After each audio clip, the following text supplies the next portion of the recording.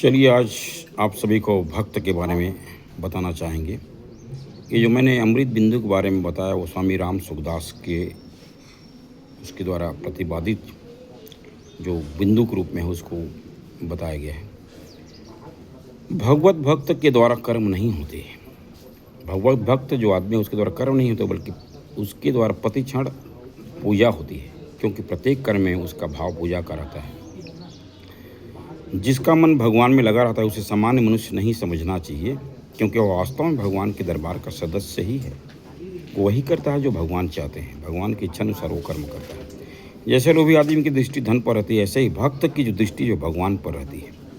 अतः भक्त कोई सामान्य श्रेणी का आदमी नहीं होता है, वो भगवान का एक सदस्य होता है।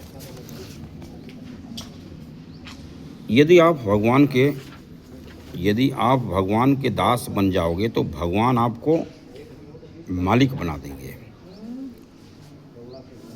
भगवान का भक्त किसी भी नीची जाति का क्यों ना हो, उसे भगवान विद्वान ब्राह्मण से भी श्रेष्ठ, जो कि भक्तिहीन होता है, उससे भी अच्छा बना सकते हैं।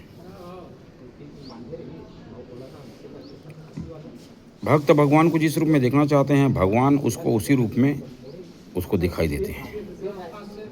प्रेमी भक्त भगवान के प्रभाव से आकृष्ट नहीं होते हैं, बल्कि भगवान के अपनेपन से आकृष्ट होते हैं। इसका मतलब यह है कि हम भगवान की लीला को नहीं देखते हैं, बल्कि भगवान में अपनापन देखते हैं। भगवान को अपना मान लेने में क्या हर्ज है यार। भगवान ने जो नियम बताए हैं, कायदे बताए हैं, गीता में स्पष्ट रूप से कहा गया है 12वां अध्याय के 20 श्लोक में, तो आप उसको मान जाइए ना भाई। मानते क्यों नहीं है? यही तो आपकी सबसे बड़ी कमी है कि आप भगवान के बताए हुए रास्ते को मानना ही नहीं। आप अपने मन का अनुसार चलते हैं।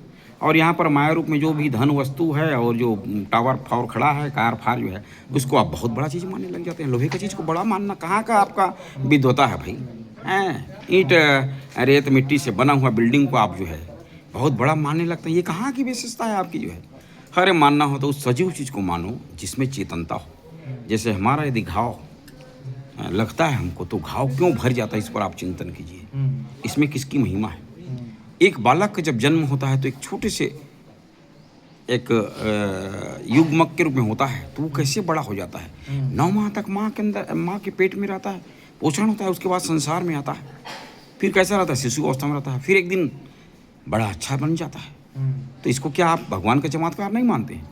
यहाँ पर जो बनाई चीज़ है, एरोप्लेन को जो उड़ने का साला चीज़ है, वो जो कभी गिर के मर जाएगा क्षण में जो है जैसे अहमदाबाद का प्लेन क्रैश आप सभी जानते हैं। उस दिन से लोग बाग जो है प्लेन में चढ़ना जो है कम कर दिए।